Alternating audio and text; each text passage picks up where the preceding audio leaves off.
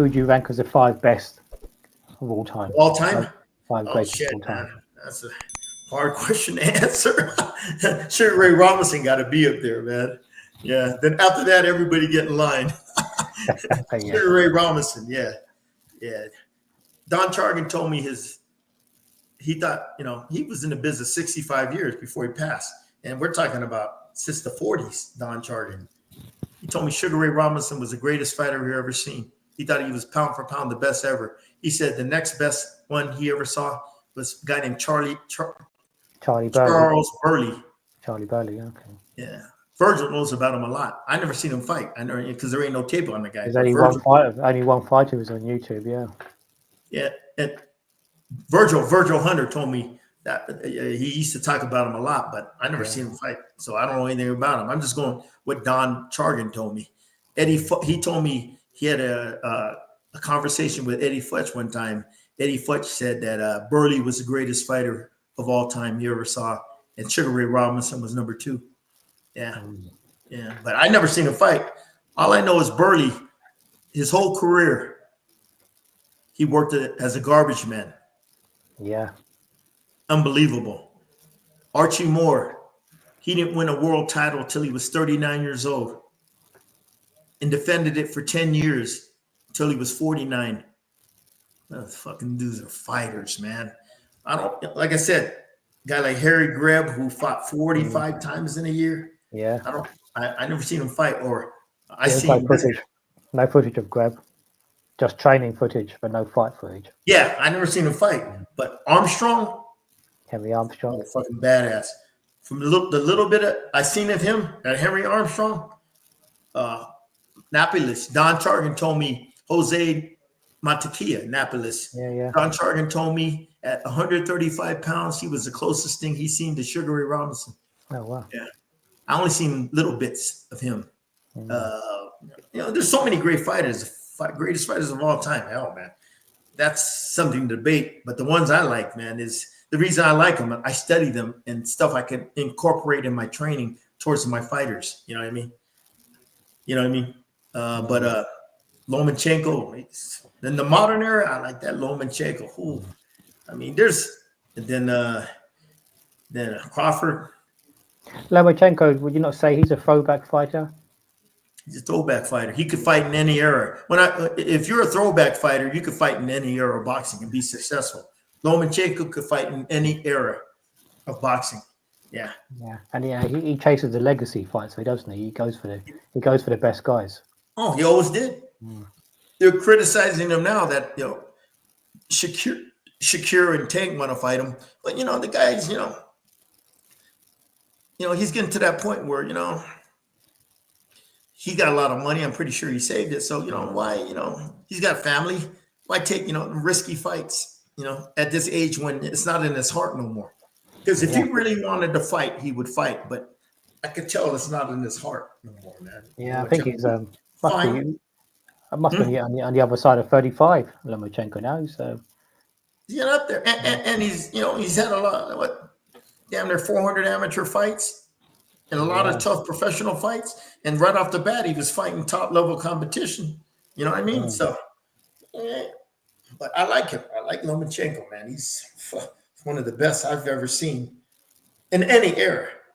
Yeah, like I said, there's so many great ones, man. I mean, just fighters I probably forgot about. Like, Thomas Hearns. Benitez, Wilfred. Wilfredo Benitez. What a fighter he was. I mean, there's so many of them, man. Michael Nunn, I like Mike. Mike's a real athletically talented, gifted fighter that you rarely see nowadays. I mean, there's so many great fighters, man. Tito Trinidad. I like De La Hoya. Yeah, man. I mean, I like them all, man. There's a lot of good ones. Now, who's the top 5? Sugar Ray Robinson. Everybody else get in line. That's all I gotta say, man. You know what I mean? It's hard. That's something for journalists, boxing media to do. But Sugar Ray Robinson, man, that's a bad dude, man. Yeah. Man, that's a fighter. Don't forget that guy. I remember Don Chargan told me the story. He fought Jake LaMotta. No, Jake LaMotta. The first time he fought him was in, I think, 44 or 43. Don told me He goes, that fight was so good, it warranted a rematch. Everybody wanted a rematch. Don Targan told me they didn't wait 3-4 months. They fought 3 weeks later. Yeah. Yeah. And guess what? A week before the rematch, Don Robinson told me, fought a 10-rounder. yeah, I fought Charlie Wilson, number 10 ranked guy in the world in a 10-rounder.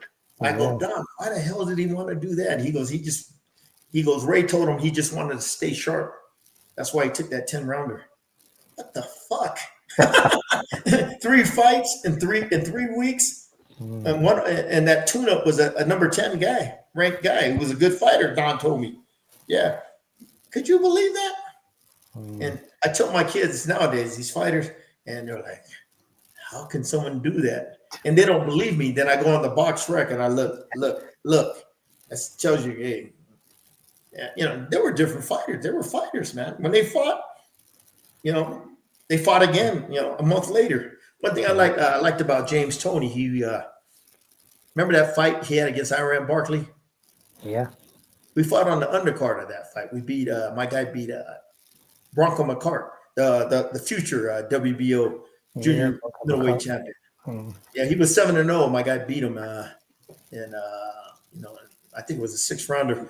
And Tony, right after that fight, I think a month later, he was already back in the ring fighting somebody else. Because his coach, Bill Miller, old school coach, believed in activity, staying busy. You get that, you're done fighting, you get back to fighting. And to me, I'm a big believer in that too. When you fight regularly, consistently, your tools stay sharp. Your tools stay sharp. And remember, I told you on the show last time, inactivity is a fighter's worst enemy. Activity is a fighter's best friend. You got to stay sharp. Hey, sparring and all that's good, but there's nothing like a live fight. When you're fighting with them little bitty gloves, no headgear, okay? Different animal. That's why you see them guys like Moore got 150, 200 fights. She's crazy, man. Yeah. Harold Brazier. I know his manager, Pete Susan. He was one of the last Mohegans. Harold Brazier. His manager got him close to 130 fights. Wow. Yeah. He told him one time he got him 3 fights in 1 week. Yeah. Yeah. And then Brazier fought in the 90s, did he? Was it 80s and 90s? 80s. He got him. Yeah, back then you could do that. 3 fights in 1 week. He got him in the Midwest. Yeah, just to keep him active. Fought 2 days later. Fought again. 2 days later. Fought again. Yeah, he told me that. Yeah, just to keep him. He had Pete Susan's old school manager. He believed in activity, so that's what he did with Brazier. He had over 120 fights. Yeah. Yeah. So. And Brazier fought them all. He fought all the baddest. I mean, from Whitaker to Pendleton. He fucking fought them all. The badass, man. And he only had like 17 amateur fights, and he started when he was 24. Yeah. So he learned going through the club route, the club show route. Fighting in front of 100, 200 people. You know what I mean? And staying active, though. That's the key. Staying active and everything. You don't see that no more, man.